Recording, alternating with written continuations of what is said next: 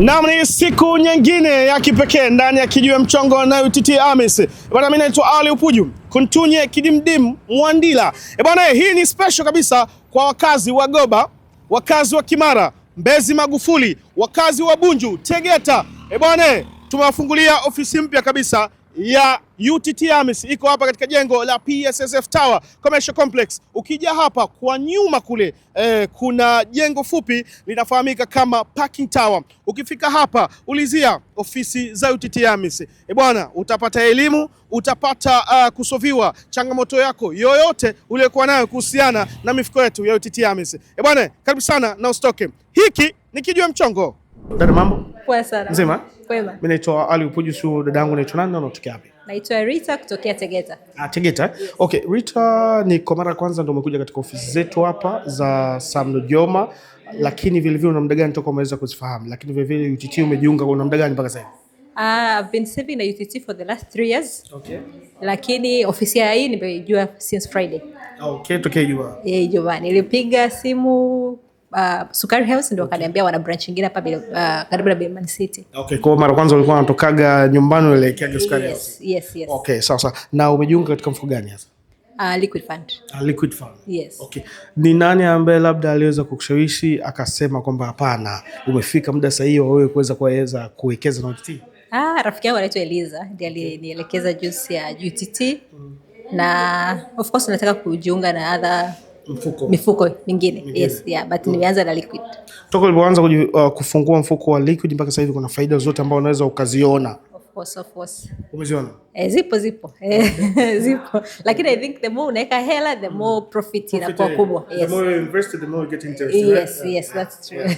Na mpaka sasa hivi ushaweza kuchukua labda na wewe nafasi ya kutaka kuwaelimisha? Do you have a kid?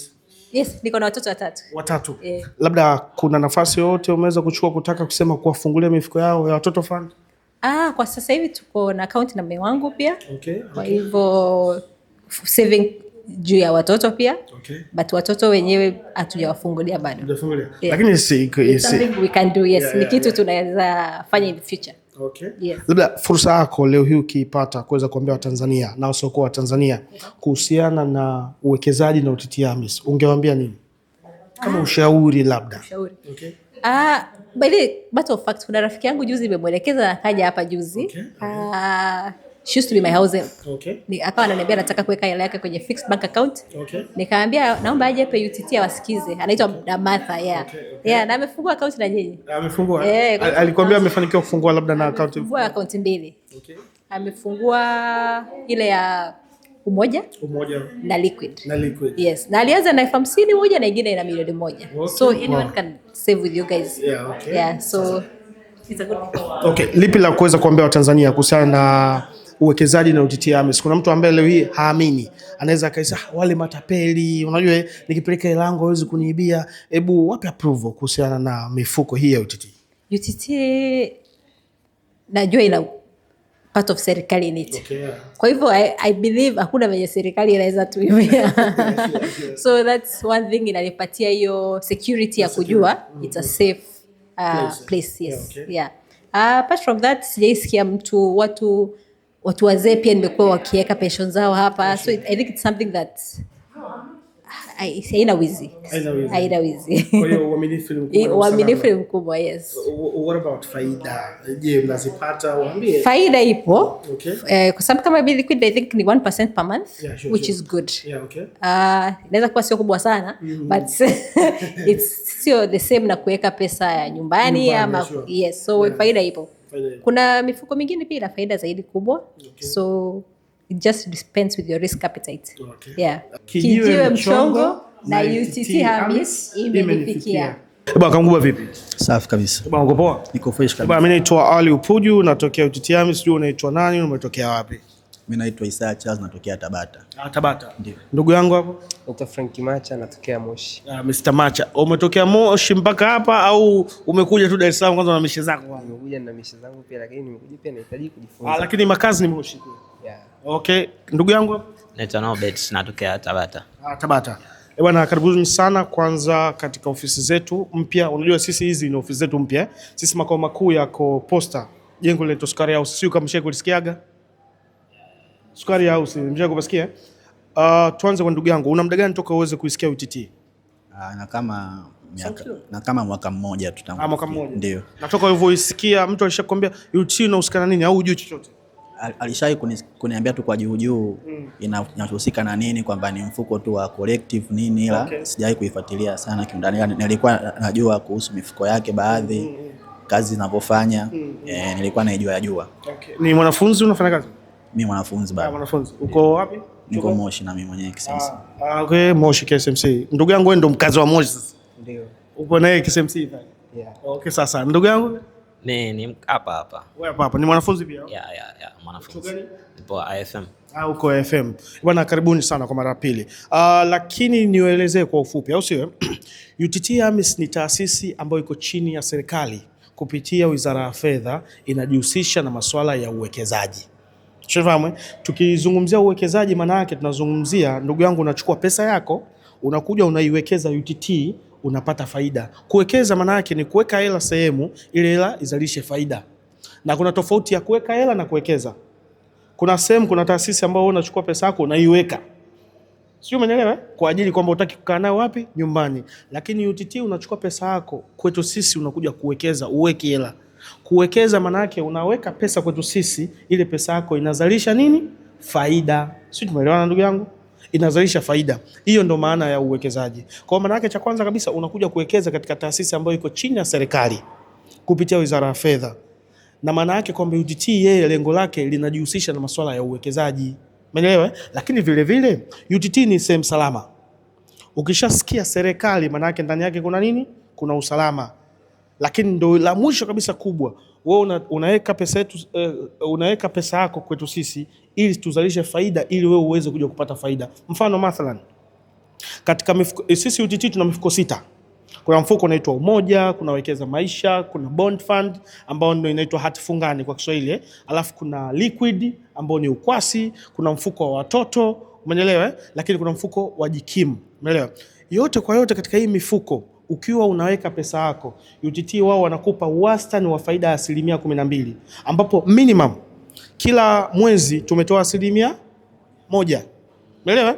Na hiyo nikisema minimum, maana yake kuna muda ina expand 1%. Maana yake mfano mathalan, tutolee mfano wa mfano wa mwaka jana. Ushafahamu katika ripoti ya UTT. Mfano labda mfuko wa ukwasi ambao ni Liquid ulienda ukasoma 13.3. Maana yake sio 12 tena. Ile 12 si tumeweka ni kama minimum. Kuna mifuko inafika hadi 14%. Kwa maana yake mfano mathalan si tupigie mahesabu kwa 12%. Ndugu yangu, umeweka pesa yako uko chuo KSMC, au sio? Ukipata kijana chako kiakiba unasema hapana, mimi nimefungua UTT. Na transfer pesa yangu kutoka katika simu, kama ni Airtel Money, labda kama ni Tigo Pesa, ambaye ndio Yasi, kama ni Vodacom, mtandao wote, unaitransfer unaipeleka UTT katika akaunti yako. Mfuko wote ambao uliokuwa uko nao. Umeelewa? Ukishaipeleka labda mwaka mzima, miezi 12, ile lako umeweka kidogo kidogo, labda wewe ndio tuashumu kwamba kipato chako ni kidogo, si ndio? Ile lako ikatimia milioni. Ikifika milioni, wao UTT wanakuja, ndio hiyo minimum sasa. Mimi sipigi maximum, minimum ambao sijui sasa wewe mpaka mwisho wa mwaka pesa yako inaweza ikafikia kiasi gani. Umeelewa? Minimum UTT wakikupa 12%, maana yake wewe utakuwa una 1,120,000. Maana yake 12% ya milioni ni 1,120,000. Umepambana ndugu yangu, si ndio? Kutoka Moshi, bwana Mosha. Ni Mosha?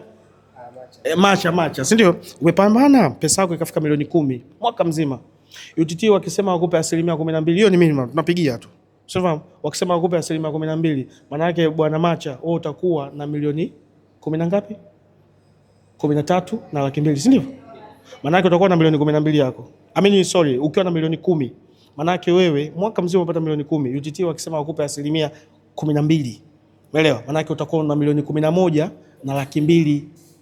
Shafahamu? Kwa maana yake ile profit yako wewe ya mwaka mzima ni 1.2. Sio, umeelewa bwana Macha?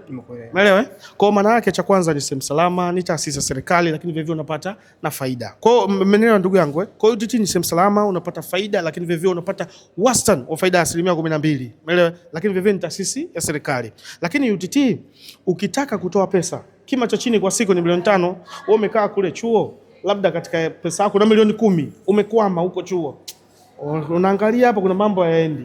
Kima cha chini kwa siku kutoa ni milioni 5. Ukitaka kutoa zaidi sasa, ndugu yangu, unaweza kutamacha wewe mtoto wa kishua, unataka kutoa milioni 60, si ndio? Unataka milioni 50 kwa siku, maana yake ni mpaka uandike barua au ujaze fomu uje ofisini, maana yake mwisho wa siku watu wasije wakasema bwana huyu asijakakabwa ikaingia, kwa lazima kuwe kuna utaratibu. Lakini vile vile ukitaka kujiunga UTT uwe kama personal au sio, au kikundi. Kwa mfano wewe ndugu yangu unataka kujiunga UTT, cha kwanza sisi tunaangalia UTT kwanza. Katika kujiunga haiangalii Mtanzania au sio Mtanzania, yoyote UTT mtu anaweza akajiunga. Kikubwa tu namba yako ya NIDA. Huna namba ya NIDA, passport ya kusafiria, umeelewa? Huna passport, wewe unaendesha gari, leseni, umeelewa?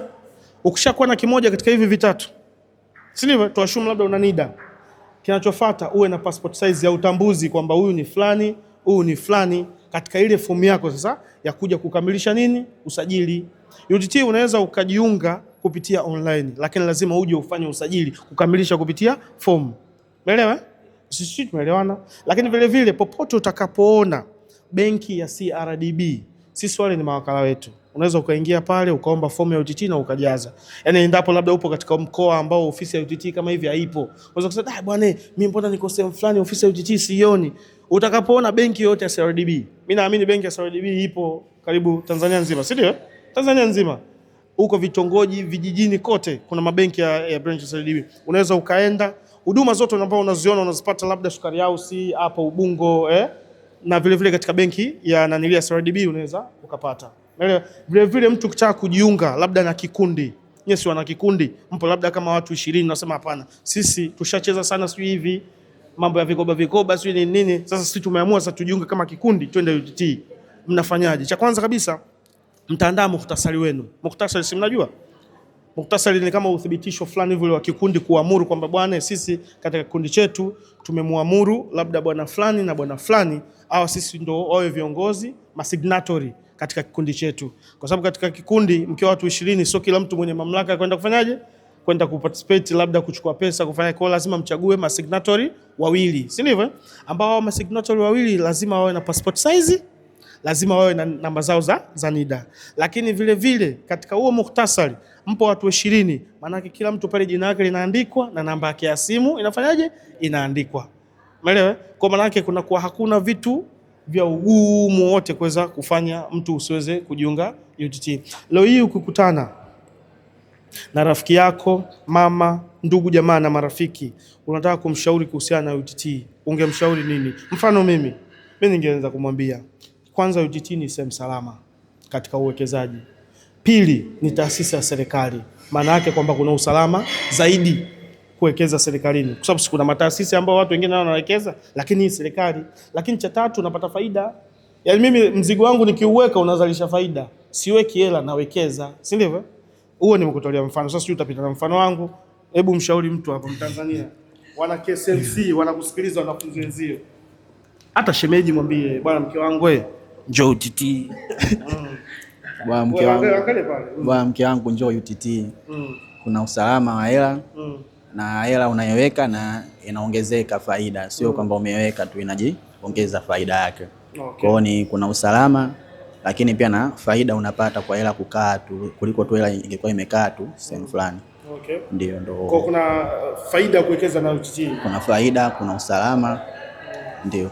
Okay. Sasa turudi kwa ndugu yangu hapa. Bwana Macha, unawashauri nini marafiki zako, ndugu zako, wanafunzi wenzio, kaka, dada, shemeji?